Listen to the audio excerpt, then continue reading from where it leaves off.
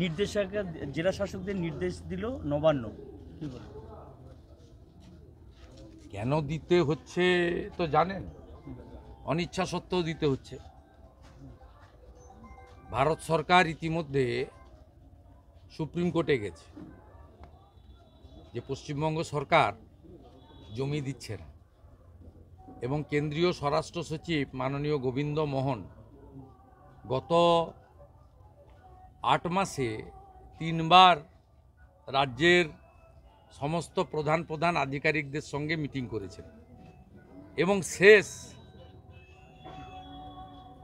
শেষ গত রবিবার দিন, যেদিন IFSL এর অফিস উদ্বোধন হয় মাননীয় অমিত শাহজির উপস্থিতিতে, আমার কাছে খবর আছে সেদিন বিকালেও সমস্ত প্রথম সারির আধিকারিক IAS IPSদের নিয়ে মিটিং করে স্পষ্ট বার্তা ভারত সরকার দিয়েছে, জমি দিন, নইলে এবারে ডাইরেক্ট আমরা জমি নেব। তাই একটা প্রবাদ বাক্য গ্রামে আছে, ঠেলায় না পড়লে বিড়াল গাছে ওঠে না। কঠিন এবং কঠোর বার্তাতে বাধ্য হয়েছে, কিন্তু আমরা এটাকে ওয়েলকাম করছি।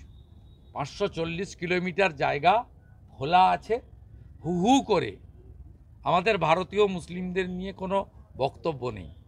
রোহিঙ্গা মুসলমানরা আমাদের জমি, আমাদের রেশন সব দখল করছে।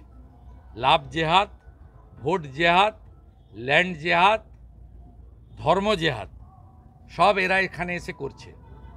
এদের আটকানো দরকার।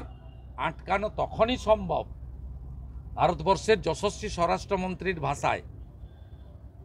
তিনি সেদিন নেতাজি ইন্ডোরে পরিষ্কার বলেছেন যে জমি দিয়ে দিন, বেড়া কমপ্লিট করব, তারপরে যদি একটা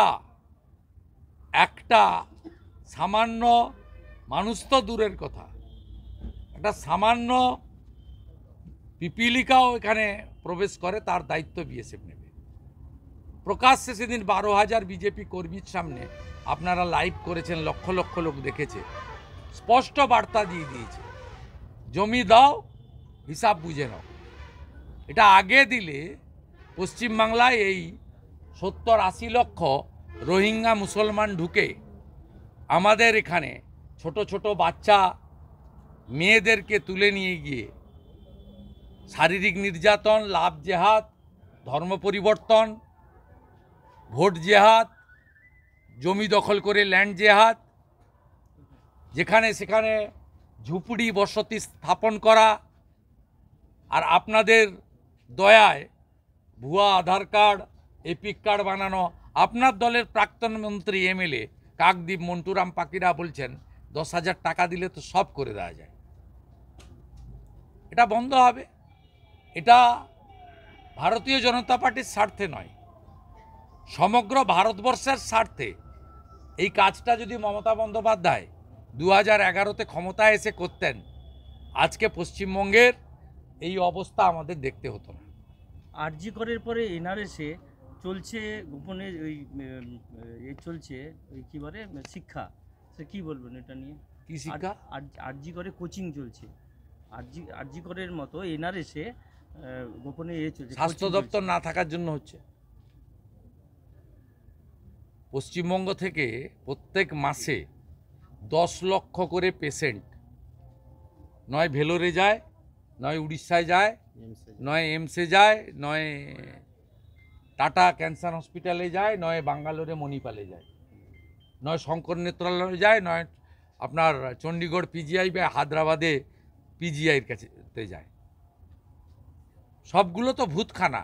আপনি এখনই যদি তমলুক হসপিটালে যান, বিড়াল পাবেন, ইঁদুর পাবেন, কুকুর পাবেন, ডাক্তার পাবেন না, ওষুধ পাবেন না। যেটা হচ্ছে হাজিরার নির্দেশ কুণাল ঘোষকে, যদি না যায় তাহলে জেলও হতে পারে। আমি এসব বড় নেতা, আন্তর্জাতিক নেতা সম্পর্কে মন্তব্য করি না। তৃণাঙ্কুরের বিরুদ্ধে কোনো ব্যবস্থা নেবেন? তৃণাঙ্কুর সদস্য অত্যন্ত নিম্নমানের AI প্রয়োগ করে এই তৃণমূলের কর্মচারীটা ভাইপোর কথাই করেছে। আমি মুখে বলবো না, কারণ আমি ওর মালিককে হারিয়েছি না, মমতা ব্যানার্জি। ওর সম্পর্কে বললে ওর মাইলেজ বেড়ে যাবে। ভাইপোর কাছে ও যে স্যালারি পায়, ও তো এমনি পিএইচিতে চুন আর ব্লিচিং সাপ্লাই করে, পুলক রায়ের। আমার কাছে সব তথ্য আছে। ও যেটা করেছে আজকে, হিন্দু বাড়ির ছেলেকে, ব্রাহ্মণ বাড়ির ছেলেকে যেটা করেছে, সরাসরি আমার আস্থায় আঘাত দিয়ে করেছে।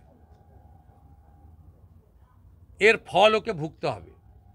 সেটা কি করে করব সেটা আমি জানি, আইনের মধ্য দিয়ে করব।